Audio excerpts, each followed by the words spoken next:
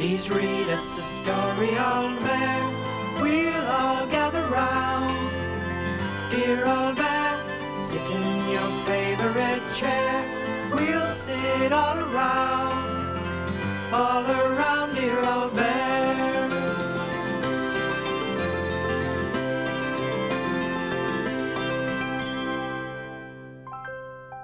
The sun shone through the window and woke Little Bear.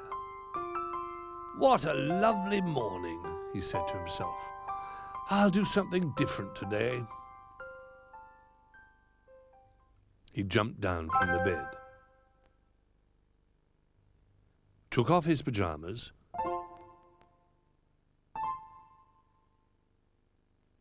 and looked for his trousers. He looked on the chair where he'd left them, and he looked on the floor under the chair. And then he looked through the chest of drawers in case they were there. But they weren't. They were nowhere. "But they must be somewhere," said Little Bear. "Trousers don't disappear. I'll go and ask Old Bear. He'll know where they are."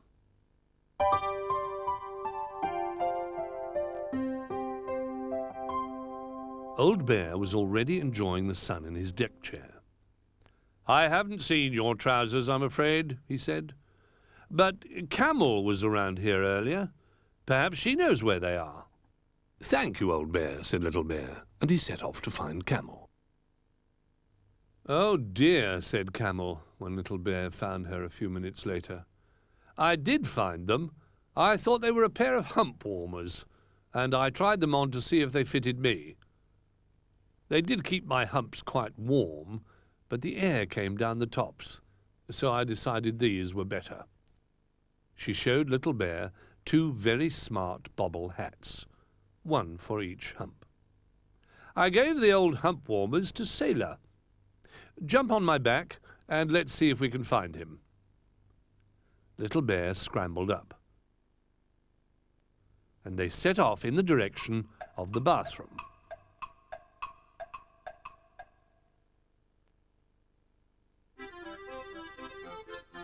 Sailor was busy sailing his boat in the wash basin when Dog came by. "Ahoy there, Sailor," called Dog. "Have you got anything up there that I could keep my bones in?" "Try these," came the reply.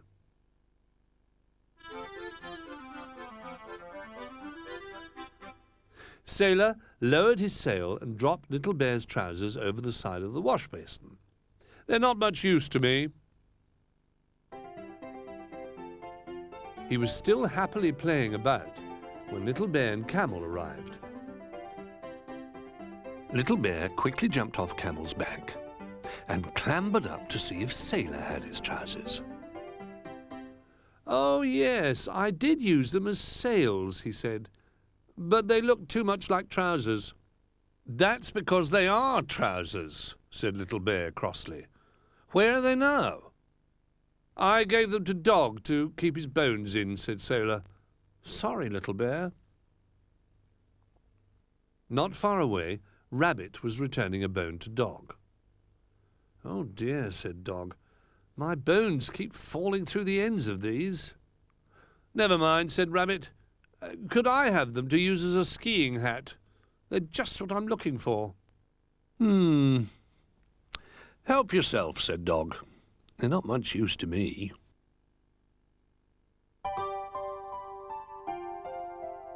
By the time Little Bear had found Dog, he was happily burying his bones in flower pots. "You see," he explained, "my bones kept falling through the 2-bone bone holder." "2-bone bone holder?" cried Little Bear in dismay. "Oh, Dog, can't you recognize trousers when you see them?" "Oh dear," said Dog, "I do feel silly. I gave them to Rabbit. He said he needed a skiing hat, and your trousers look perfect. I am sorry." Rabbit was poised at the top of the stairs, ready to begin his descent. "Whee!" cried Rabbit, as he shot down the banisters on his 2 lolly-stick skis. But oh dear, Suddenly his new hat slipped over his eyes. Rabbit wobbled, and with a great crash, he found himself in a heap on the hall floor, looking up at a rather startled zebra. "Are you all right, Rabbit?" she asked. "You did give me a fright. I was just looking for something to put my bricks in." "Well, do use my hat," said Rabbit. "I think my skiing is better without it." Rabbit tied up the ends with string and helped Zebra fill the trousers with the bricks she needed for her house.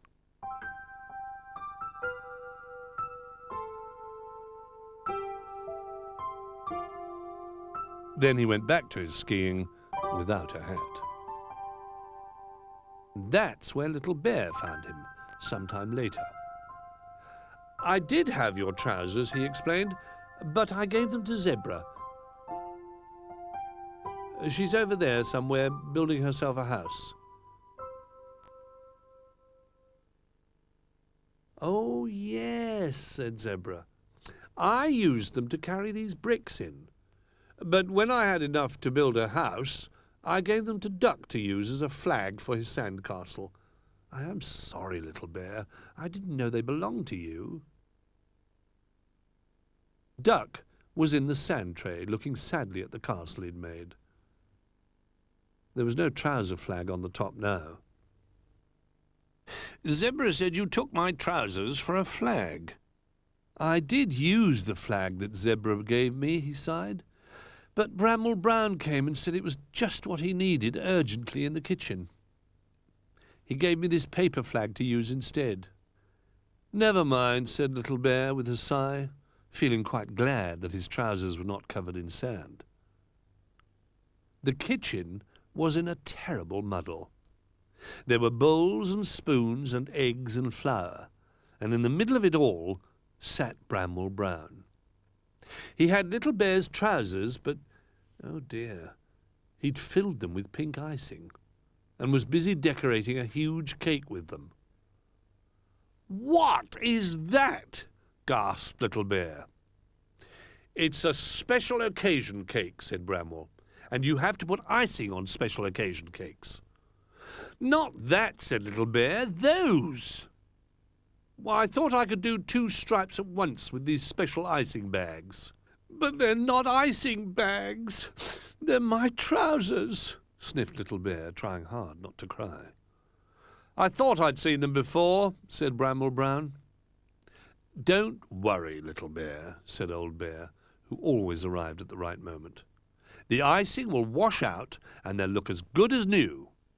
"What's the special occasion cake for?" asked Little Bear, feeling a bit more cheerful at this news. "Well, I didn't really know," said Bramwell. "I just felt like making one." Old Bear thought hard.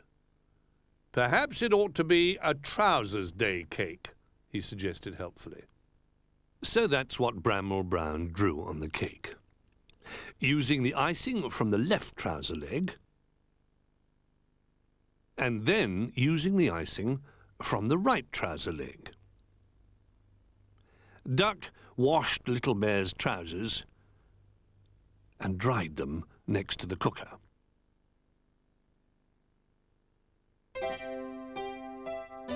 Then Bramwell Brown sat down to cut the cake, with all the toys gathered around him. There was plenty for everyone, and they all agreed it was a delicious cake, and a very good way to celebrate the day that Little Bear had lost and found his trousers.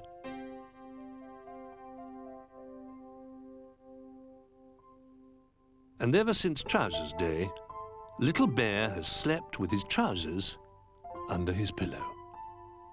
Nobody will find them there, he says.